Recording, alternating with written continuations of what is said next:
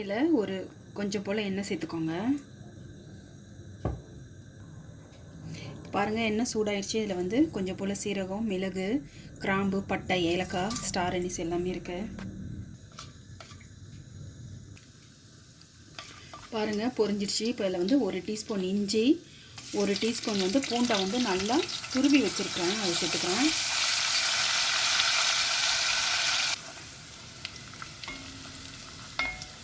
பாருங்கள், இஞ்சி பூண்டு லைட்டாக வதங்கிடுச்சு. இப்போ நான் வந்து ஒரு பெரிய வெங்காயத்தை நல்லா பேஸ்ட்டாக அரைச்சி வச்சுருக்கேன், அதை சேர்த்துக்கிறேன்.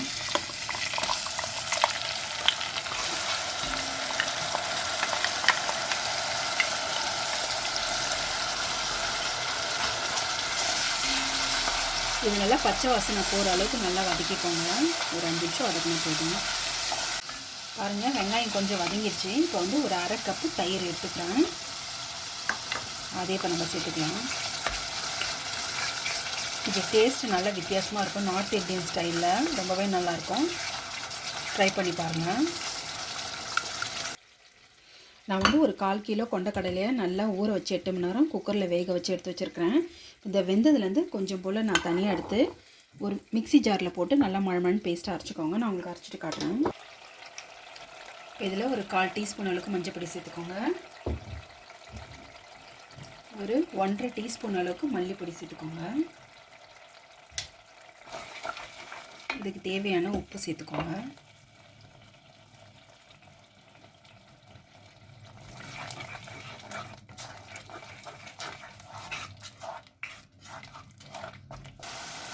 நம்ம வேக வச்ச கொண்டக்கடலை சேர்த்துக்கோங்க.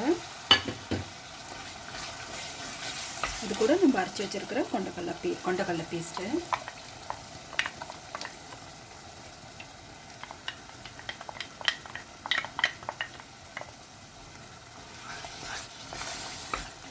இந்த கிரேவிக்கு தேவையான தண்ணி வந்து இந்த மிக்ஸி ஜாரை நான் கழுவி ஊற்றுறேன் உங்களுக்கு.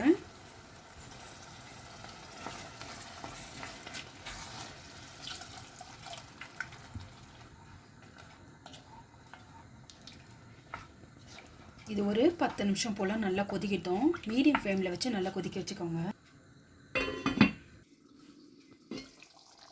பாருங்கள், நல்லா கொதிக்குது. இப்போ வந்து இதில் வந்து நம்ம இன்னும் காரத்துக்கு சேர்க்கல, ஒரு 1/2 டீஸ்பூன் அளவுக்கு பெப்பர் போட்டு சேர்த்துக்கோங்க. இது கூடயே கொஞ்சம் போல் கஸ்தூரி மெத்தி சேர்த்து அடுப்பை ஆஃப் பண்ணிக்கோங்க. இப்போ நம்ம வந்து தாளிப்பு கொடுத்துக்கலாம்.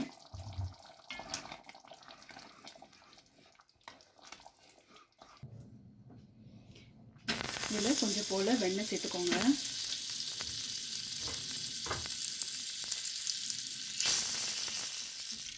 இதில் ஒரு 4 பச்சை மிளகாயை கீறி வச்சுருக்கேன், அதை போட்டுக்கோங்க.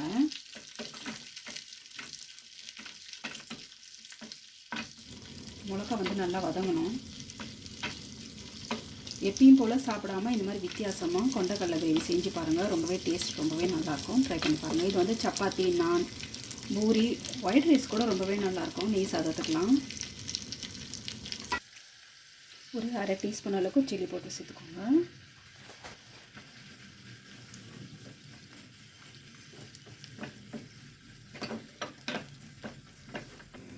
அவ்வளோதான், அடுப்பு ஆஃப் பண்ணிடுங்க. ஆஃப் பண்ணிவிட்டு நம்ம செஞ்சு வச்சுருக்கிறதுல கலந்துக்கோங்க.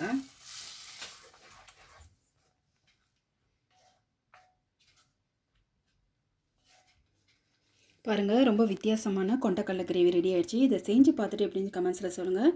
நான் உங்களை இன்னொரு வீடியோவில் சந்திக்கிறேன். பாய்.